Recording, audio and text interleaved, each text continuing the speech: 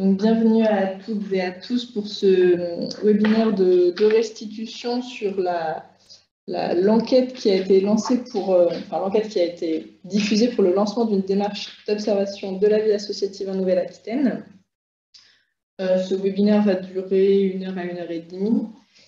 Nous allons commencer par faire une petite introduction déjà du mouvement associatif, la structure que je représente, puisque certains d'entre vous ne la connaissent peut-être pas, puis Recherche et Solidarité, la structure avec laquelle nous avons réalisé cette enquête.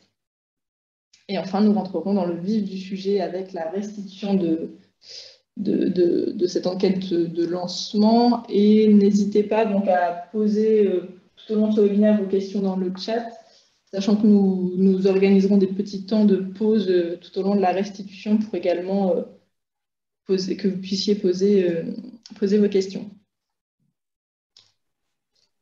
Donc, tout d'abord, le mouvement associatif Nouvelle-Aquitaine. Nous organisons les rencontres régionales de la vie associative en partenariat avec la région Nouvelle-Aquitaine et l'État. Sachant que nous sommes une structure qui existe dans chaque région de France et qui existe également au niveau national, avec 4 grands axes de travail qui est de porter la parole de la vie associative, d'être acteur du débat public et finalement de permettre à ce que des grands enjeux de la vie associative se retrouvent dans les projets de société. Donc, ça sous-entend une action assez forte en termes de plaidoyer pour porter la voix des associations et aussi pour finalement valoriser leurs actions. Et c'est là qu'on comprend tout de suite la pertinence de se placer aussi sur les enjeux d'observation, puisque, on le verra un peu plus tard, l'observation a des enjeux tant en termes de connaissances que de valorisation, et avec également un point particulier sur le fait d'accompagner les associations et d'animer les dynamiques associatives, ce qui est finalement fait dans le cadre de ces rencontres, donc ce grand cycle d'échanges sur 2 mois, dans lequel est inclus ce webinaire. Plus spécifiquement sur la Nouvelle-Aquitaine, je pense que vous le savez peut-être toutes et tous, mais la force associative en Nouvelle-Aquitaine est particulièrement importante, avec plus de 135 000 associations actives, 1,3 million de bénévoles, ce qui représente également en termes de salariés près de 10% des emplois du secteur privé, ce qui n'est évidemment pas négligeable. Et plus spécifiquement, nous, en Nouvelle-Aquitaine, je vois qu'il y a d'ailleurs une très belle coquille avec un associatif avec un seul S. Je modifierai ça juste après. Donc, nous avons 21 membres qui sont tous finalement des têtes de réseau, puisque c'est un peu le principe du mouvement associatif, donc de regrouper des têtes de réseau qui couvrent des secteurs très variés, de l'éducation populaire aux droits humains, à la solidarité internationale ou encore à la culture, avec 4 grands axes dans notre projet, qui est de faire entendre la voix des associations, de co-construire une parole associative, ce que nous faisons finalement à travers ces rencontres, de soutenir les réseaux associatifs dans leur fonction d'appui à la vie associative. Et là, vous avez peut-être participé au webinaire la semaine dernière sur le dispositif Guidasso, qui est rentré complètement dans ce cadre, ainsi que le webinaire sur le portail de formation des bénévoles. Et enfin, le fait de faire connaître et de valoriser le fait associatif, ce qui là se réfère plus au webinaire d'aujourd'hui sur l'observation. Voilà pour ces brefs mots d'introduction sur notre structure. Je vais maintenant laisser la parole à Jacques Mallet qui va présenter Recherche et Solidarité, l'association avec laquelle nous sommes en partenariat spécifiquement sur cette question d'observation. Merci beaucoup Zoé. Bonjour à tous. Rapidement, Recherche et Solidarité, c'est un réseau associatif d'experts et d'universitaires qui existe depuis une quinzaine d'années et qui est maintenant un petit peu la référence pour un certain nombre d'informations relatives au secteur associatif. Nous sommes au service des solidarités et nous considérons que pour bien reconnaître toutes les vertus du secteur associatif, il faut avant tout le connaître. C'est la raison pour laquelle nous puisons nos informations à la source avec des conventions pluriannuelles avec, par exemple, la COSURSAF, la Mutualité sociale agricole, les différents ministères, les services de Bercy, avec aussi des enquêtes que nous menons chaque année, ou tous les 3 ans, selon les thèmes, et le tout pour faire connaître des publications qui sont en libre accès sur notre site, des publications à l'échelle nationale, régionale et locale. Et nous essayons d'être au plus près des préoccupations des acteurs en particulier. Nous sommes intervenus en lien avec les pouvoirs publics, mais aussi en lien avec le mouvement associatif, avec le réseau national des maisons d'association et bien d'autres sur la crise de Covid pour essayer de bien comprendre les difficultés et de les relayer. Voilà donc cette présentation avant de passer à la présentation de cette enquête. En fait, nous voulons vraiment donner un coup de chapeau au mouvement associatif Nouvelle-Aquitaine, dans la mesure où cette enquête a eu beaucoup de succès. Elle a véritablement percuté. Les objectifs étaient très simples: identifier les besoins de connaissances sur la vie associative, apprécier l'intérêt et l'implication de chacun. Et vous verrez cette implication, elle est forte. Évidemment, réunir tous les éléments utiles pour la construction des partenariats.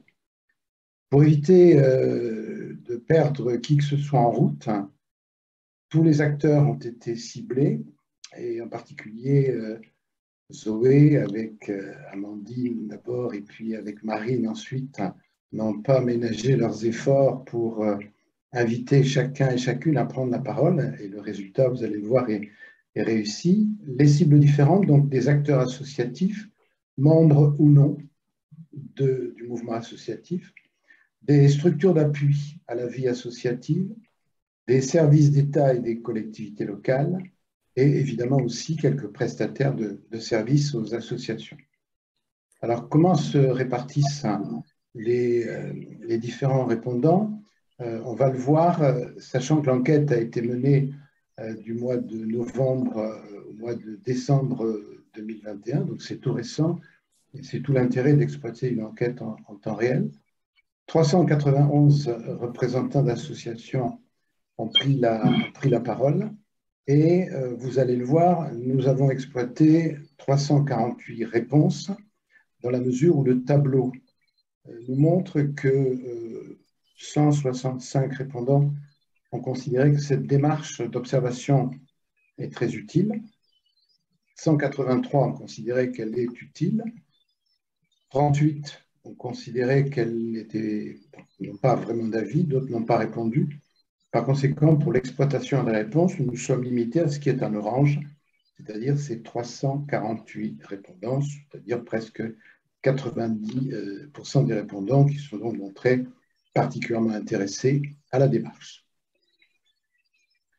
Alors, ces répondants se répartissent sur la gauche selon leur origine ou leur organisation, une association, mais vous voyez tout de suite 111 têtes de réseau, donc c'est extrêmement puissant, 46 structures d'appui à la vie associative, prestataires, mais également une trentaine de représentants des collectivités territoriales, régions, départements, intercommunalités et communes, et une dizaine de services de l'État, de telle sorte que l'on puisse avoir des points de vue absolument différents. Il était également important de s'assurer de la couverture territoriale, c'est-à-dire que dans la diapositive, on fait une petite course de vitesse avec Zoé, c'est amusant, on a trouvé un petit jeu comme ça. En fait, la répartition territoriale, vous la voyez, n'oublie aucun des 12 départements de cette grande région, et évidemment, c'était très important de s'assurer que l'échantillon était à la fois important, on l'a vu, avec près de 400 réponses, mais aussi ce que les statisticiens appellent la segmentation, une bonne segmentation territoriale que vous voyez là. Donc, dans la diapositive suivante, quels sont les intérêts que voient les répondants à cette observation? Bien, vous voyez que les réponses sont assez homogènes. Mieux connaître le secteur, bon, vous s'en doutez bien. Le mettre en valeur, 65%, vous voyez qu'on ne peut mettre en valeur que si on le connaît bien, ce qui est évidemment assez logique. Un petit peu en dessous, 55%, mais pas très loin, suivre ces évolutions, car c'est un secteur particulièrement vivant. Et enfin, se servir de ces informations, sans modération d'ailleurs, pour des demandes de financement, mais aussi pour des demandes de soutien, d'accompagnement, de partenariat et surtout pour de la reconnaissance. Dans la diapositive suivante, quelques verbatims pour montrer que les répondants connaissent aussi d'autres démarches. Il ne faut pas les ignorer. Vous voyez des citations, vous voyez également les autres démarches citées sur la partie droite un peu en bas, avec un système d'échange national des centres sociaux, la CRES, bien évidemment, qui joue son rôle. Donc, beaucoup d'observations et sans doute la nécessité, le moment venu, de coordonner un petit peu toutes ces observations. Alors, première partie, je pense qu'on n'a pas besoin de faire de pause à ce stade. Si vous avez des remarques ou des questions, n'hésitez pas à les écrire. Je parle de la méthodologie et de ces premiers propos. Donc, premier chapitre, quels sont les besoins d'information? Vous voyez tout de suite que elles sont, pas bien entendu pour connaître les besoins, les sources. Le contact numéro 1, c'est la fédération, c'est-à-dire que pour les associations, c'est la tête de réseau. Assez loin derrière, tout de même, puisqu'on passe de 49 à 31%, de nombreux interlocuteurs, très nombreux, d'où peut-être la nécessité de mutualiser et de coordonner.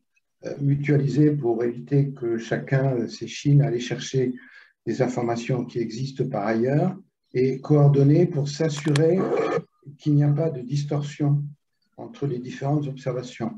Petite parenthèse pour dire, puisque nous sommes observateurs au niveau national, nous déplorons bien souvent des publications, des informations parfois sorties de nulle part, qui peuvent semer le trouble chez les lecteurs. Je prendrai un seul exemple, le nombre de bénévoles en France. Si on en croit certains, on aurait des bénévoles à ne plus savoir qu'en faire, sauf que quand on prend le nombre de bénévoles qui sont à la disposition des associations, il ne faut pas les compter plusieurs fois s'ils interviennent dans plusieurs associations. C'est la raison pour laquelle nous avons des chiffres qui sont aujourd'hui à 12,5 millions de Français engagés bénévolement dans une association, des Français qui n'auront compté qu'une seule fois, pour éviter quand même des informations un petit peu biaisées. Donc les autres sources, les services de l'État arrivent assez rapidement, 31%, mais également les collectivités, le conseil régional, le conseil départemental, DLA, enfin, vous voyez, les mairies évidemment, qui de plus en plus peuvent fournir un certain nombre d'informations, bien souvent à l'échelle, bien entendu, de leur périmètre. Le mouvement associatif Nouvelle-Aquitaine est à 18%, c'est pas mal, ça indique simplement qu'il y a une marge de progression et qu'avec ce système d'information, les uns et les autres pourront s'appuyer davantage sur le mouvement Nouvelle-Aquitaine. Après les sources, quelles sont les images que l'on peut imaginer? Vous voyez qu'Internet prend de plus en plus de place, mais on voit très vite que des secteurs, je pense au sport, avec le comité départemental olympique et sportif, le CDOS, aussi dans le domaine de l'éducation populaire, le CRAGEP, le RNA, le réseau, le répertoire national des associations. Recherche et solidarité apparaît aussi, les maisons d'association. Bref, on voit un petit peu là l'image de toutes les sources qui existent. Alors, d'où partons? Nous avons vu les sources, d'où partons? Eh bien, on part de très bas. Lorsqu'on demande aux répondants quelles sont les informations dont ils disposent aujourd'hui, le plus haut, c'est 16% avec les créations d'associations. Bien entendu, en lien avec le journal officiel, pour ce qui nous concerne, nous suivons les créations d'associations d'une manière très, très détaillée. On les suit même au trimestre. Nous allons publier bientôt le dernier trimestre 2021 en conjoncture. Petite parenthèse, nous travaillons à la fois sur les créations, mais aussi sur l'observation du vivant pour cette deuxième ligne qui est à 7% seulement le nombre d'associations actives. Aujourd'hui, personne ne peut donner évidemment d'une manière précise le nombre d'associations qui existent. On doit se limiter à des fourchettes. Et nous sommes au travail depuis de nombreuses années avec un faisceau d'informations et de repères qui nous permettent d'indiquer des fourchettes département par département. Et grâce à des intervenants de votre région qui sont situés à Poitiers et qui font une recherche très fouillée à partir des publications du journal officiel, nous allons resserrer encore ces fourchettes, c'est-à-dire qu'aux 3 ou 4 critères que nous observons régulièrement, va s'ajouter un critère que nous partageons avec ces acteurs qui sont des acteurs jeunesse et sport à Poitiers, qui travaillent depuis de nombreuses années sur le sujet. Nous allons pouvoir repérer les associations qui ont donné un signe de vie dans les 15 dernières années. Et nous allons partager ces informations d'abord en Nouvelle-Aquitaine, bien évidemment, c'est le minimum, mais ensuite sur l'ensemble du territoire. Ce qui fait que l'on appréciera sans doute d'une manière plus fine l'existant, d'ailleurs l'existant au plan national, régional, départemental, mais aussi infradépartemental, puisque l'indice unité de base, c'est la commune. On pourra donc voir aussi comment les choses se passent au sein d'une intercommunalité ou d'un territoire. Vous voyez donc d'une manière générale que l'état des lieux n'est pas très brillant. Donc tout en bas, le commentaire des données peu utilisées aujourd'hui, certaines trop peu connues, d'autres aussi difficilement accessibles. Il est important de mettre à disposition les informations et elles nécessitent évidemment d'une part un bon savoir-faire, d'autre part un code de lecture qui ne permet pas de biais.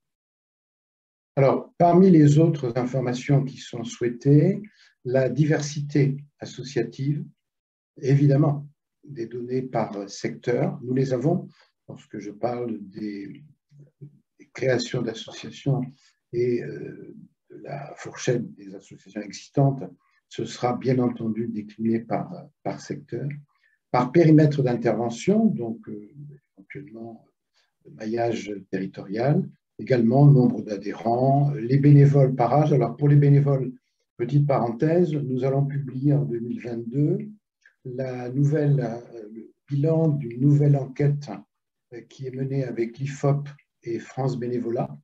Nous avons commencé en 2010, 2013, 2016, 2019, 2022 avec les mêmes repères, les mêmes questions. Il s'agit donc d'un baromètre extrêmement précis et précieux. En 2022, nous avons interrogé 3200 personnes auprès des Français, bien entendu, et nous doublerons cette enquête par une enquête auprès des bénévoles eux-mêmes pour voir où ils en sont, notamment sortis de la crise. D'autres informations, les aides et les soutiens dont on peut bénéficier, la part des subventions, l'autofinancement, les sources de financement, on y viendra à la fin de cette présentation. Et puis, la vitalité associative aujourd'hui, peu de personnes hors du secteur associatif savent qu'un salarié sur 10 est dans une association. Peu de personnes savent que le salariat dans les associations représente environ 40 milliards d'euros. Donc, c'est un élément à connaître, hein, et c'est un élément évidemment à faire valoir lorsque l'on négocie avec les pouvoirs publics ou avec des organisations privées. Évidemment, la valorisation du bénévolat, l'implication des jeunes, les modes de gouvernance, on va y venir dans la présentation de ces résultats. Alors, les répondants privilégient une approche par secteur, c'est tout à fait logique, hein, à 80-92%. Donc, c'est une indication permanente, c'est-à-dire aucune information ne mérite d'être publiée si elle n'est pas déclinable selon les grands secteurs. Alors, les secteurs, nous en retenons une petite dizaine. On peut aller plus loin, mais disons qu'avec déjà une petite dizaine de secteurs, on arrive à bien suivre le secteur associatif, l'ensemble associatif. Alors, après une approche par secteur, quel est le rythme? C'est-à-dire comment doivent s'actualiser les informations disponibles chaque année pour 51% des répondants, tous les 2-3 ans pour 37%. Disons que le bon rythme, c'est entre 2 et 3 ans selon le type d'information. Lorsqu'il y a des informations relativement accessibles tous les 2 ans, c'est un bon rythme. Pour des informations plus compliquées à obtenir tous les 3 ans, c'est peut-être un bon rythme. Donc, disons qu'une moyenne de 2 ans pourrait constituer un bon compromis. Alors, question compliquée, complexe, quel est le périmètre? Nous publions régulièrement des informations nationales. Nous publions également des données régionales avec un panorama du secteur associatif dans toutes les régions, dont la Nouvelle-Aquitaine, et nous fournissons des données départementales sous la forme de 4 pages qui s'appellent l'essentiel de la vie associative dans chacun des départements. Donc, chaque année, en octobre, au plus tard en novembre, vous pouvez disposer des informations essentielles en région et en département pour les 12 départements de la région. Quant à aller en infradépartemental, ça suppose 2 choses.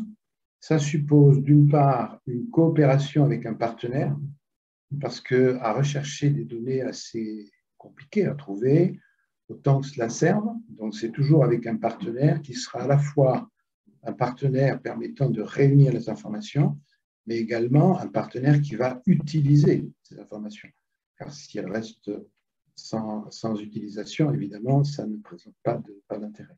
Donc, l'approche infradépartementale est une option, en tout cas une option qui est ici proposée par 34 personnes, 34% des répondants, c'est-à-dire un bon tiers de l'ensemble de l'échantillon. Et enfin, avant une petite pause que vous avez bien méritée, priorité aux données et à la cartographie. Donc, des bases de données en ligne pour 77% des répondants, et si c'est possible, une cartographie. Pour la région Nouvelle-Aquitaine, c'est évidemment intéressant puisqu'il y a 12 départements, donc déjà avec les 12 départements, ça permet de montrer des images assez sympathiques. Alors, les publications régulières ont un peu moins la cote. Ceci dit, elles doivent exister, surtout s'il s'agit d'éléments qualitatifs. On va voir à la fin de cette présentation un certain nombre de points pour lesquels le qualitatif va l'emporter. Donc, lorsqu'il y a du qualitatif, il est évident qu'une publication peut être utile. Voilà, nous sommes à la fin de cette première partie. Il en reste 2 autres. Donc, si tu en es d'accord, Zoé, on pourrait voir s'il y a des questions. N'hésitez pas soit à lever la main si vous arrivez à trouver la petite option pour lever la main dans les réactions sur Zoom, ou à tout simplement ouvrir votre micro, ou alors à poser des questions dans le chat si vous avez des questions sur cette première partie avant que nous enchaînions avec la suite. Pardon. Je sais que c'est toujours un petit peu difficile, les premières questions. Soit j'ai endormi tout le monde, soit j'ai été très complet. Première option, peut-être. Je pense que simplement les explications étaient très claires. Ah, voilà. Tout va bien. Le chat est satisfait.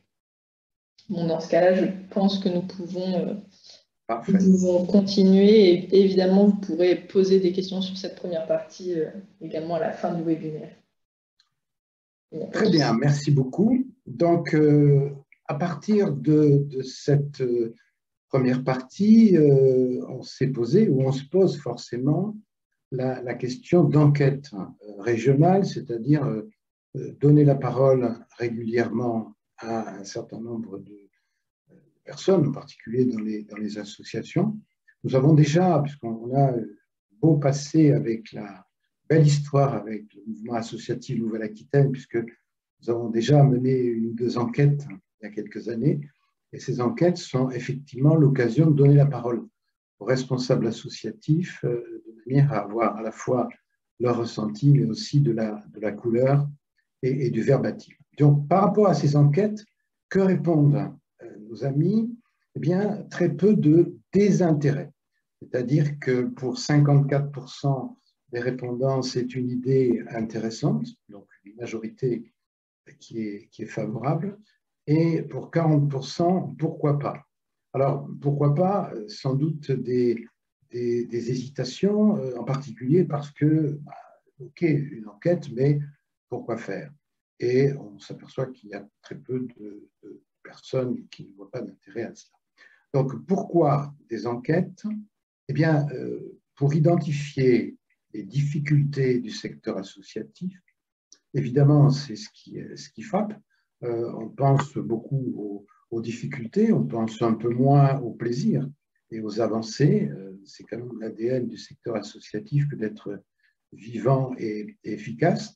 Mais là, les répondants nous disent il faut identifier les difficultés du secteur associatif pour 70% d'entre eux, et c'est ce que nous avons fait effectivement au plan national, mais aussi au plan régional, avec 3 enquêtes liées au Covid, une première enquête au cours du premier confinement, une deuxième enquête à la sortie, en gros une fausse sortie du confinement à l'automne 2020, et une troisième enquête un an après, au printemps 2021. Et ce sont des enquêtes qui ont à la fois permis de montrer que les uns et les autres se préoccupaient du secteur associatif, et évidemment, qui ont permis d'attirer l'attention des pouvoirs publics, qui d'ailleurs ont réagi en conséquence pour soutenir le secteur. Connaître effectivement les besoins d'accompagnement, les perspectives, les projets, on n'est pas loin de 70%, hein, 67%, et apprécier la situation du secteur associatif, certaines évaluations, 64%. Donc environ les 2/3 des réponses positives se distribuent sur ces trois dimensions. Ce sont des objectifs très largement partagés, y compris de la part des hésitants. Vous avez vu tout à l'heure, voilà, merci, que 40% hésitaient, mais ces hésitants sont tout à fait déterminés pour partager ces objectifs d'enquête. Par conséquent, pour les enquêtes, il est clair qu'on voit à peu près quels sont les thèmes à mettre en place. Alors, cette diapositive est extrêmement intéressante parce qu'elle montre que les répondants sont aussi des acteurs. Alors, vous voyez, on va prendre ce qui est dans la collade à droite. 25% sont prêts à se mobiliser pour l'analyse des résultats. Ce n'est pas beaucoup, mais c'est beaucoup aussi parce que beaucoup de répondants estiment qu'ils n'ont peut-être pas l'expertise pour l'analyse de résultats. Mais 25%, c'est très encourageant. On monte ensuite à 32% pour participer à la définition des thèmes. Et j'ai cru voir que dans le chat, il y a quelqu'un qui fait des propositions sur des thèmes à imaginer dans les enquêtes. Et 40%, près de 40% des acteurs qui sont prêts à se mobiliser pour la diffusion des enquêtes de telle sorte qu'elles puissent être relativement universelles et représentatives. Donc au bilan, 66% des répondants qui sont prêts à s'impliquer. Par conséquent, on a, si on résume pour les enquêtes, on a une sorte de, enfin, une large majorité pour indiquer que c'est une bonne idée, une large majorité pour indiquer qu'il y a au moins trois objectifs et les 2 tiers des répondants qui sont prêts à s'impliquer. Donc, il était important de s'assurer que si le mouvement associatif se lance dans cette opération, il y aura de bonnes chances de succès. Oui, alors, il y a en effet une question. Alors, je pense que Laure Masson, ça doit être peut-être la même question que si elle posait dans le chat, qui demandait si ces propositions de pourquoi faire, donc sur la slide précédente, étaient des propositions déjà écrites ou si c'était donné spontanément. Non, c'est une liste, effectivement, c'est une liste de propositions. Ça n'était pas une question libre. Voilà. Et je pense que peut-être, Laure Masson, vous aviez aussi, je ne sais pas si vous aviez levé la main pour compléter votre question dans le chat ou si cela répond. A priori, cela répond à la question. Parfait. Alors, ça tombe bien parce qu'on avait prévu un petit stop là si vous avez des questions. Donc, vous avez encore la possibilité de le faire avant que nous passions à la dernière partie, qui est une partie extrêmement importante et qui a été exclusivement proposée par le mouvement associatif. Ça me permet une petite parenthèse pour dire que notre association et notre réseau gagnent beaucoup à ces coopérations. Nous apprenons autant que nos partenaires et de ce point de vue, sur cette partie, les enjeux de connaissances, c'est une première en France, avec des informations, vous allez le voir, très précieuses, qui vont permettre à la fois pour la Nouvelle-Aquitaine, mais aussi sans doute pour d'autres régions, puisqu'il est prévu de porter la bonne parole au niveau national. Hein, je crois que Zoé pourra le préciser. Donc, ce sont des informations qui vont pouvoir être mutualisées et donner des idées à toutes les régions. Alors, comme je vois que la question, en effet, est posée dans le chat sur le contexte, un peu l'origine de cette enquête, et c'est vrai qu'on est peut-être passé trop rapidement dessus. En fait, l'idée est apparue surtout liée à la crise Covid, puisque c'est pendant cette crise sanitaire qu'on s'est rendu compte qu'il y avait du manque de connaissances sur la vie associative, que ce soit au niveau régional, au niveau départemental, que les données étaient parfois existantes, mais qu'on avait soit du mal à les trouver ou du mal à les comprendre. Et c'est de là qu'a émergé l'idée de trouver peut-être une formule, que ce soit de compilation ou de structuration, d'un observatoire en Nouvelle-Aquitaine, observatoire qui par ailleurs existe dans certaines autres régions, je pense notamment aux Hauts-de-France. Et donc de là, en fait, c'est créé un petit peu un noyau dur entre le mouvement associatif et Nouvelle-Aquitaine et Recherche et Solidarité pour faire émerger cette enquête qui avait pour but d'être un premier état des lieux, un premier diagnostic de l'état de l'observation en région. Et finalement, c'est ce noyau dur, ce groupe de travail composé d'administrateurs du mouvement associatif, donc de représentants peut-être de réseau des salariés du mouvement associatif et de recherche et solidarité. C'est ce groupe de travail qui a créé cette enquête en s'appuyant sur l'expertise de recherche et solidarité, puisque comme nous vous le disions, qui a l'habitude de réaliser différentes enquêtes, que ce soit sur le bénévolat, sur l'état des associations en lien avec la crise sanitaire ou non. Oui, c'est important effectivement de capitaliser. C'est un petit peu notre valeur ajoutée puisque nous avons la chance de travailler avec de nombreuses régions et à chaque fois, on monte d'un cran et on peut apporter des informations utiles. En lien direct avec l'enquête Nouvelle-Aquitaine, je voudrais citer une enquête qui a été menée il y a 3-4 ans avec la région Auvergne-Rhône-Alpes, avec les services de l'État et avec le mouvement associatif, Et l'objectif était de s'adresser à toutes les structures d'accompagnement, que ce soit des réseaux associatifs, que ce soit des structures extérieures au monde associatif. Et les informations qui ont été recueillies à ce moment-là avaient été très, très utiles et partagées aussi au niveau national et partagées par le ministère.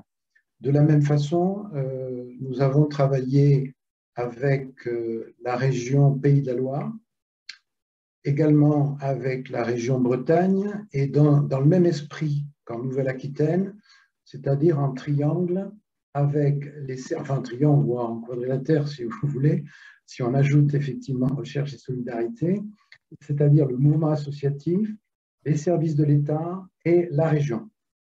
D'ailleurs, parenthèse, nous travaillons avec l'Association des régions de France d'une manière régulière parce que c'est important effectivement de dialoguer de la même façon que nous travaillons avec les services de l'État dans le cadre de conventions pluriannuelles. Donc, toutes ces démarches régionales sont utiles et se cumulent. Et comme le disait Zoé, la région Hauts-de-France est un petit peu en avance sur certains sujets, mais chaque région cultive sa différence. Et je peux dire que ce que vous faites en Nouvelle-Aquitaine, c'est effectivement sans doute la représentation la plus élaborée en termes d'observation. Parce que on a vraiment bien travaillé ensemble, également avec nos experts et au niveau de la région, avec la région et les services de l'État. Je trouve que c'est vraiment un très bonne avancée. Alors évidemment, le plus dur va être, entre guillemets, le service après-vente, c'est-à-dire maintenant, il faut mettre en œuvre tout ce qui a été prévu.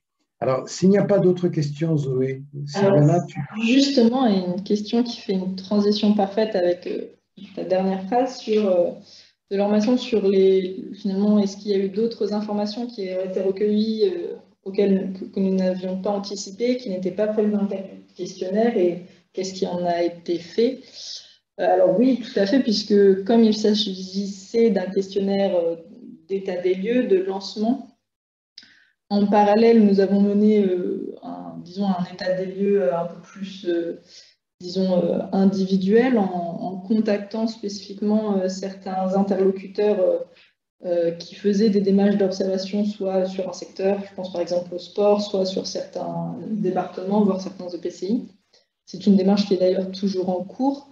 Et donc, c'est des informations finalement que nous rajoutons à toutes les informations collectées dans le cadre de cette enquête. Aujourd'hui, par souci de clarté, nous vous présentons uniquement les résultats de cette enquête, mais en parallèle, pour la structuration et le lancement de la démarche, nous rajoutons et nous collectons d'autres informations supplémentaires, ou même des partages d'expériences, tout simplement, de structures d'observatoires, peut-être à plus petite échelle ou sur certains secteurs, qui fonctionnent déjà depuis quelques années. Donc évidemment, l'objectif, c'est de collecter au maximum. Oui, il y a une dimension dans la connaissance du secteur et sans jugement de valeur, il y a une dimension extrêmement importante qui est l'emploi associatif.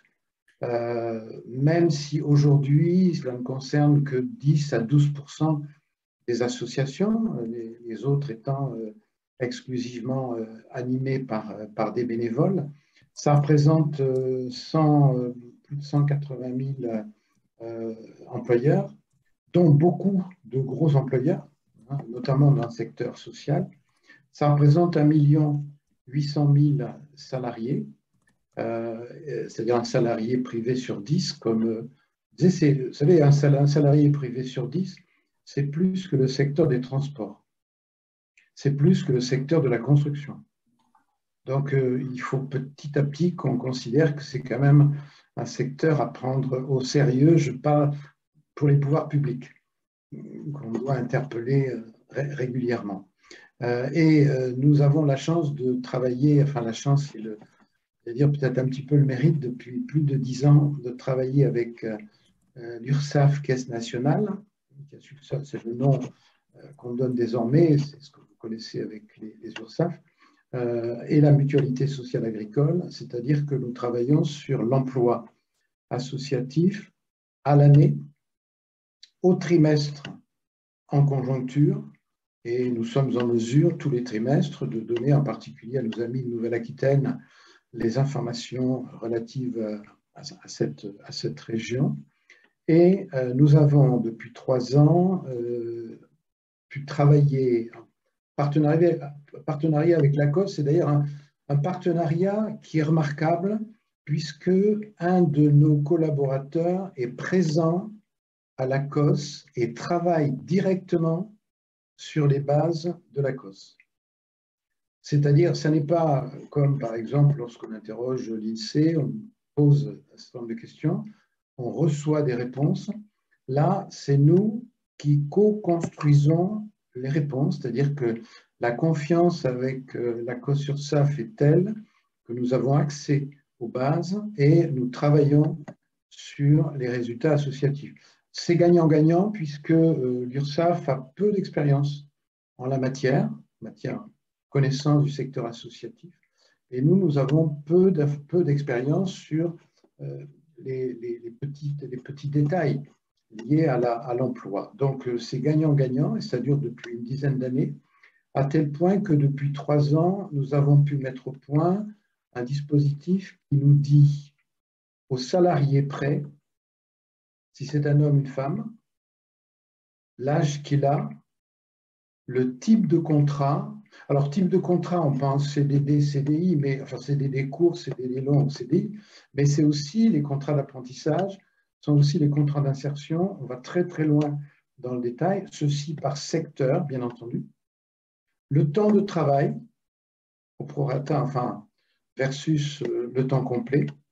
Et c'est là qu'on peut mesurer effectivement d'une manière fine les temps partiels, qui sont assez nombreux dans le secteur associatif. Et puis, cerise sur le gâteau, la distribution des salariés selon 400 professions, les professions qui sont repérées par l'INSEE, le code INSEE. Ce qui nous fait dire, mais je ne sais pas comment elle s'appelle, c'est le secret statistique, ce qui nous fait dire qu'il y a une hôtesse de l'air dans le secteur associatif, salarié du secteur associatif, sans doute dans le tourisme social.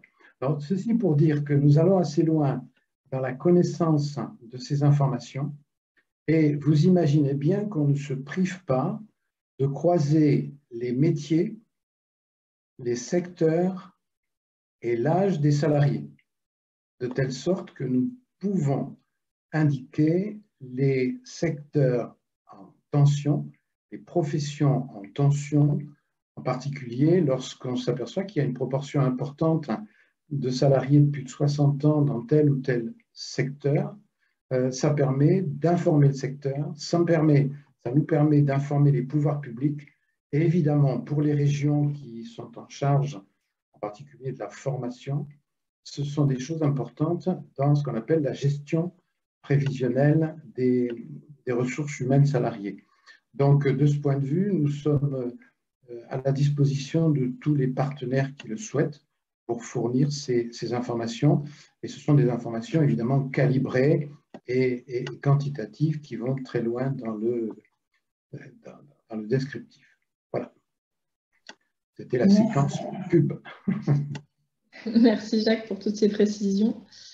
Et je pense que nous allons pouvoir enchaîner avec notre dernière partie sur les enjeux de connaissances. Voilà, donc ça c'est une idée de l'équipe Nouvelle-Aquitaine, de dire on a travaillé sur des éléments quantitatifs. C'est important de se pencher sur 5 ou 6 thèmes qui sont essentiels. Alors, on va le voir. Quels sont les thèmes qui ont été proposés? 6 thèmes. Et comme tout à l'heure, d'où partons?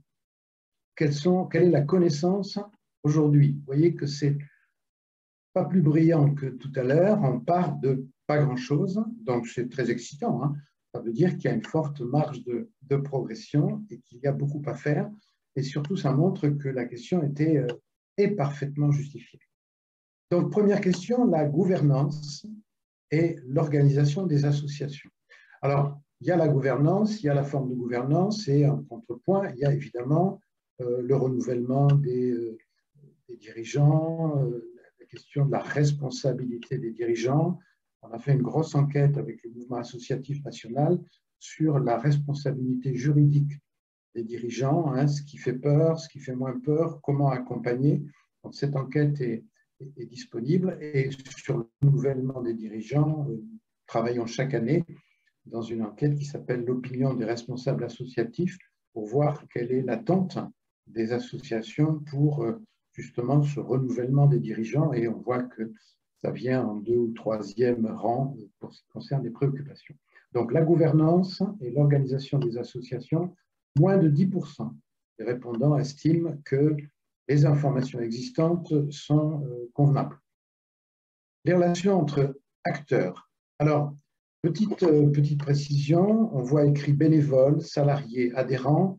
On pourrait de plus en plus considérer que les bénéficiaires dans les associations qui travaillent dans le domaine social, que les bénéficiaires doivent être de plus en plus concernés. Donc, relations entre acteurs, 8%, 8% seulement de connaissances. Relations entre le monde associatif et les pouvoirs publics, vaste question, 7%. Alors, les pouvoirs publics au niveau national, au niveau régional, départemental et communal, intercommunal, bien entendu. Les différentes formes d'engagement, 7%.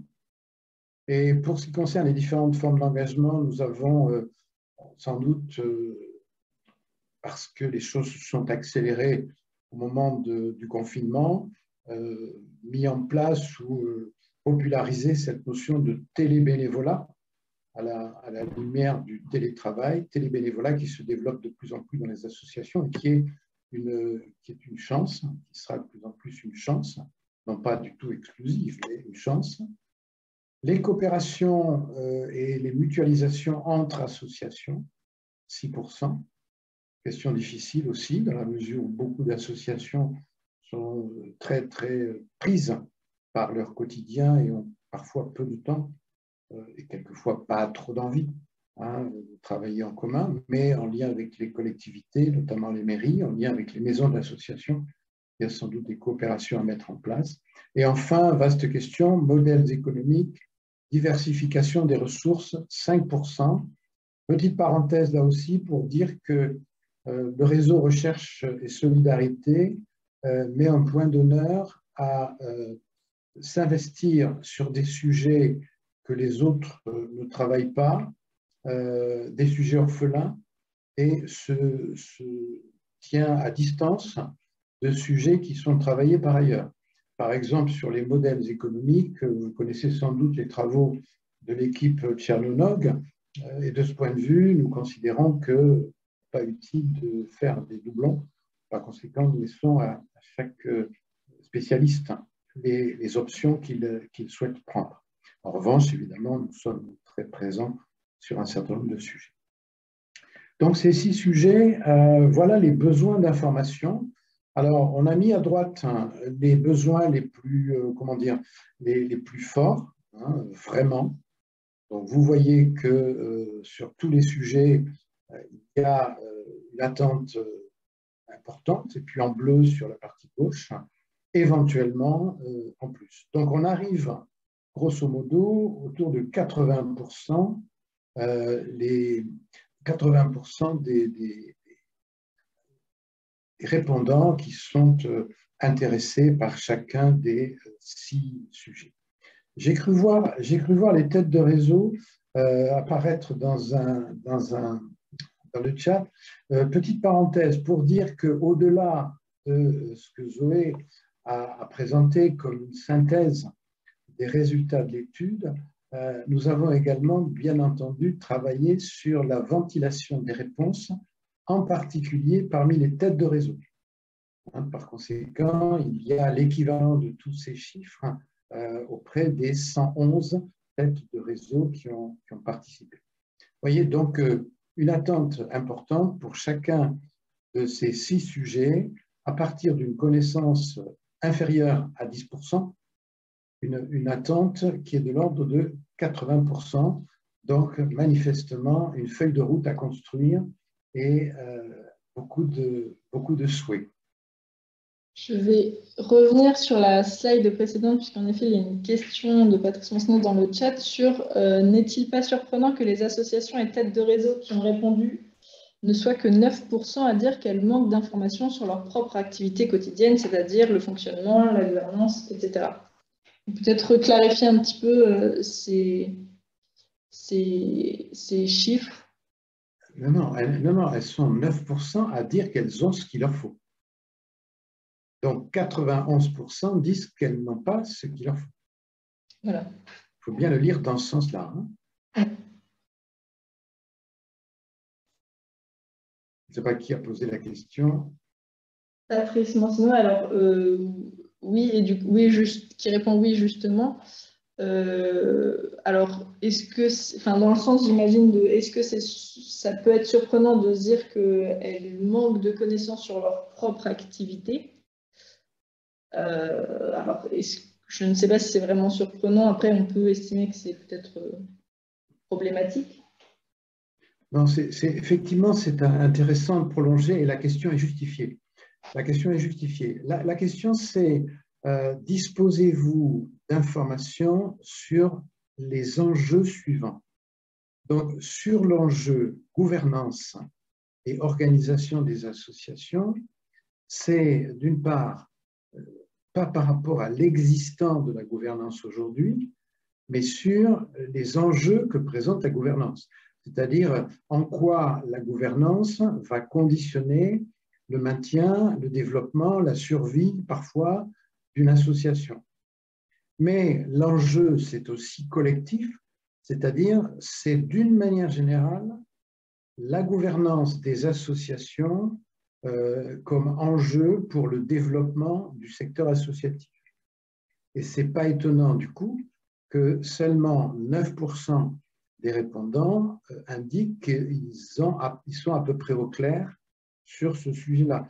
Quand vous regardez les publications, quand vous regardez ce qui est aujourd'hui disponible sur le sujet, je veux dire disponible d'une part expert et d'autre part représentatif, on s'aperçoit que la littérature n'est pas si importante.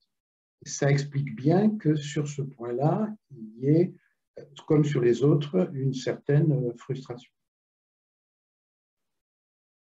Merci Jacques, j'espère que ça répond à la question. Patrice a l'air content, c'est bien. Merci Patrice. Alors, dernière diapo, avant les questions et peut-être le débat. Sur la partie gauche, Cécile Bazin, qui est directrice de Recherche et Solidarité, a le talent nécessaire pour faire une sorte de synthèse de la synthèse. Donc, sur la partie gauche, vous voyez la hiérarchie, c'est-à-dire, pour faire simple, des données chiffrées qui sont attendues, le nombre d'employeurs, les effectifs salariés, la masse salariale. Ça tombe très bien puisque ce sont des informations dont nous disposons. Et donc, ça n'est pas du tout voulu, hein, mais il se trouve que ce sont des informations très attendues et qui sont disponibles. Le nombre de bénévoles, donc on va avoir en 2022, grâce à l'enquête IFOP et grâce à l'enquête que nous menons que nous lançons d'ailleurs jeudi, après-demain, au plan national et aussi auprès d'un certain nombre de réseaux, on va avoir très, très rapidement des informations actualisées d'après-crise, enfin après-crise, après le plus dur de la crise. Hein. Je ne sais pas trop si c'est totalement terminé. Donc, le nombre de bénévoles. Alors, au plan national, parce qu'il n'y a pas de raison de penser que y ait des différences très, très importantes d'une région à l'autre, mais on le vérifie quand même, en particulier dans l'enquête IFOP. Le nombre d'associations actives, vous voyez, c'est là où nous allons évoluer encore, puisque notre dernière actualisation date de 2020, et en 2022, nous allons actualiser en particulier en lien avec les travaux que mène l'équipe de Patrick Ballon à Poitiers.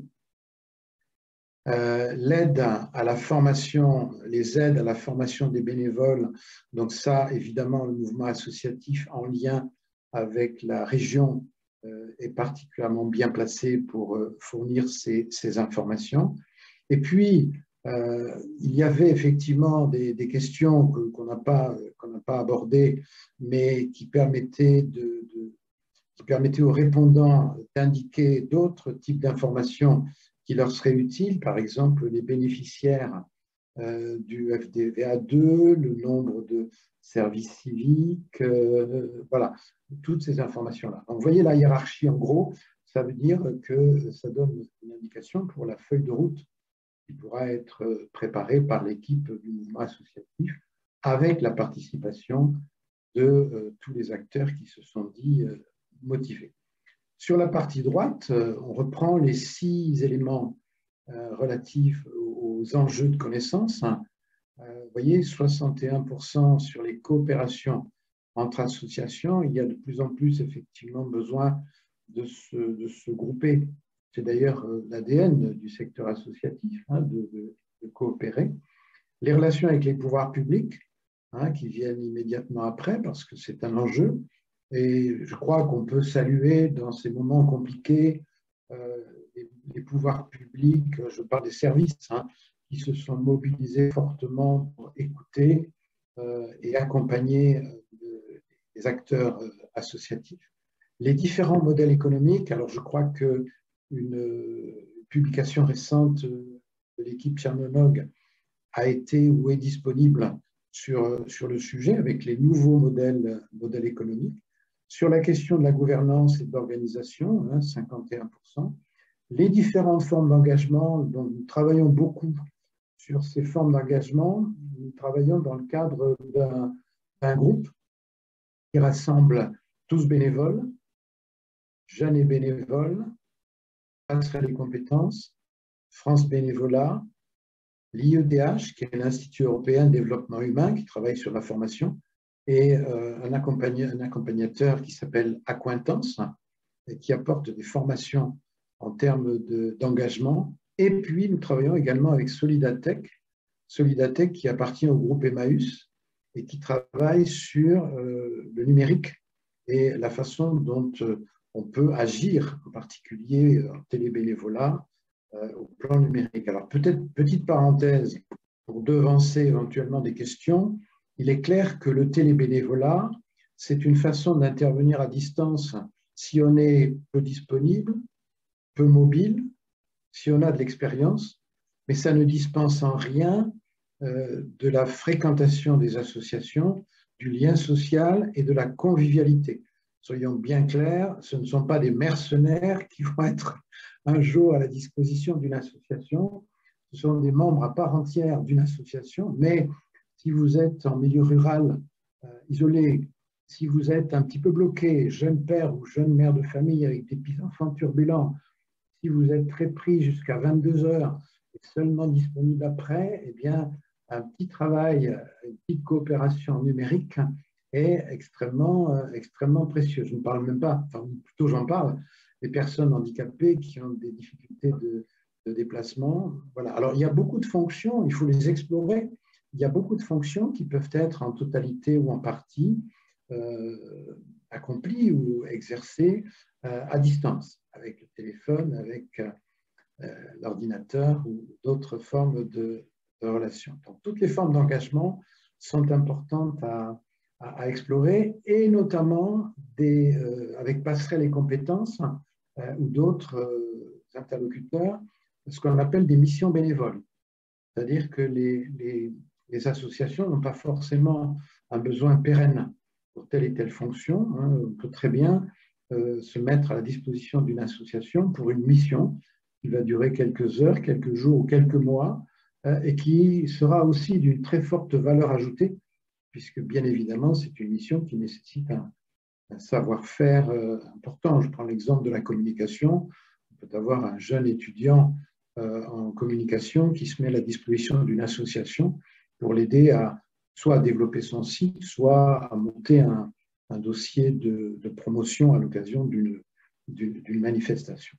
Et puis, les relations entre acteurs, ça, c'est un sujet qui émergent, en particulier, alors on le voit depuis pas mal de temps, entre bénévoles et salariés, lorsqu'il y a des salariés, entre bénévoles d'action et bénévoles de gouvernance, mais aussi entre bénévoles et adhérents, et de plus en plus entre bénévoles et bénéficiaires. Je prends l'exemple des Restos du Cœur, qui font un gros travail de mobilisation douce de leurs bénéficiaires, avec beaucoup de bénéficiaires qui ont une ambition, c'est très symboliquement de faire le tour de la table pour, à leur tour, distribuer de la nourriture aux autres comme ils en ont bénéficié. Donc, il y a de plus en plus cette attention au sein d'une association et singulièrement dans le cadre de ce qu'on appelle un projet associatif, ces relations entre les différents acteurs sur un projet de 2, 3, 4 ans qui va permettre de construire une feuille de route. Voilà donc ces petites conclusions à cette présentation pour laquelle, déjà, je vous remercie fortement pour votre attention et votre patience. Et puis, bien sûr, nous sommes prêts, Zoé et moi, à répondre aux questions que vous voulez bien vous poser. Merci, Jacques. N'hésitez pas, oui, à poser toutes vos questions, que ce soit dans le chat, à l'oral, en levant la main. Et des questions supplémentaires. Il y a toujours les premières secondes de timidité. Et sinon, dans tous les cas, nous avons ici inscrit notre adresse mail, puisque nous restons bien évidemment disponibles si des questions vous viennent après ou si vous voulez en savoir plus. Alors, oui, Astrid qui demande s'il est possible de compléter le panel participant à cet observatoire. Oui, tout à fait, puisque là, on ne l'a pas vraiment abordé sur justement la suite qui va être donnée à cette enquête, mais l'objectif, ça va être à un moment donné de mettre toutes les parties prenantes et toutes les personnes souhaitant s'impliquer autour de la table. Donc, il n'y a pas du tout, à l'heure actuelle, de liste définie ou bloquée de participants à cette démarche. Et donc, nous sommes ouverts et même, je dirais même plus, preneurs de toute volonté d'implication. C'est pour ça également que nous avons laissé notre adresse mail, puisqu'il ne faut pas hésiter à nous interpeller. Et merci à Aline Ronsard pour partager un lien. Et du reste, on le voit dans nos enquêtes, lorsqu'une enquête comme celle-là a ce succès, il y a beaucoup d'intervenants qui se disent « Ah, j'ai loupé quelque chose, vivement que je m'inscrive pour à mon tour être sur la photo ».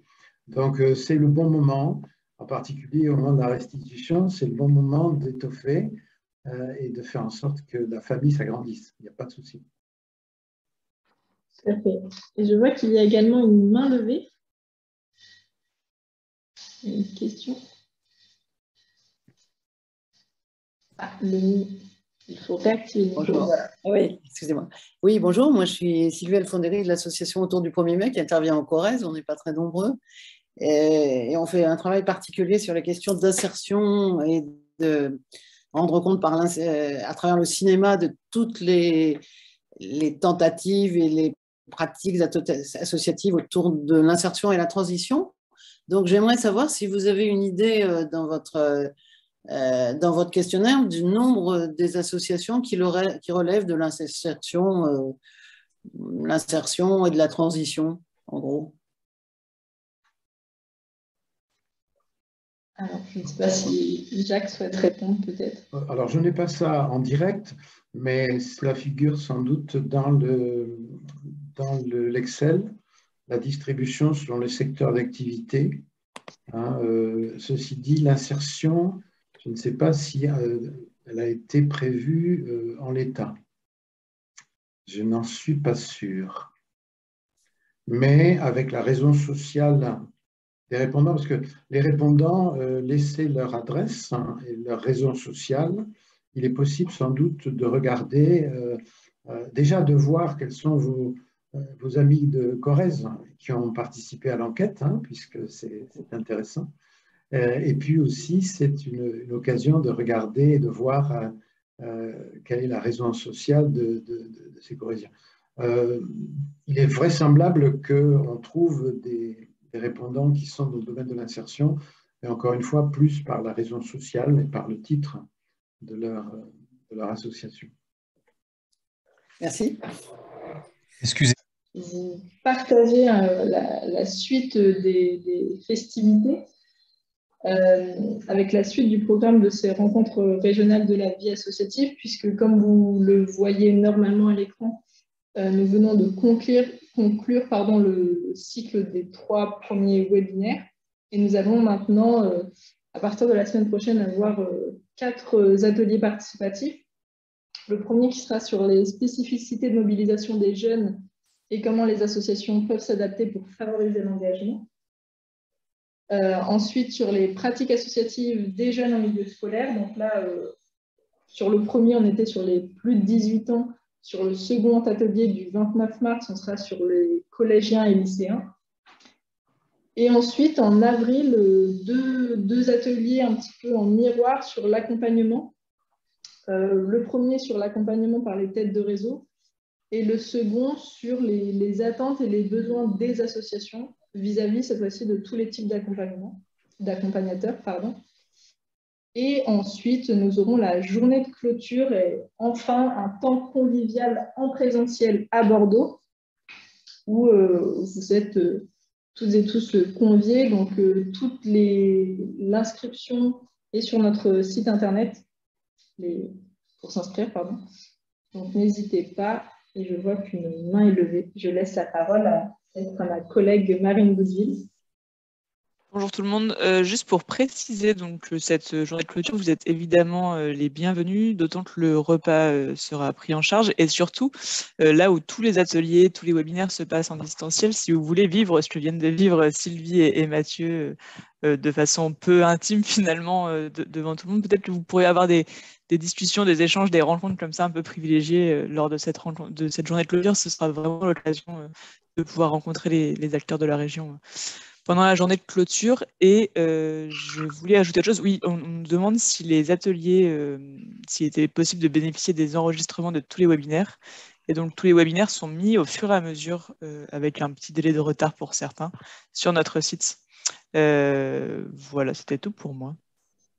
Dire aussi que les comptes rendus, les ateliers ne seront pas enregistrés, mais il y aura des comptes rendus qui seront disponibles sur le site.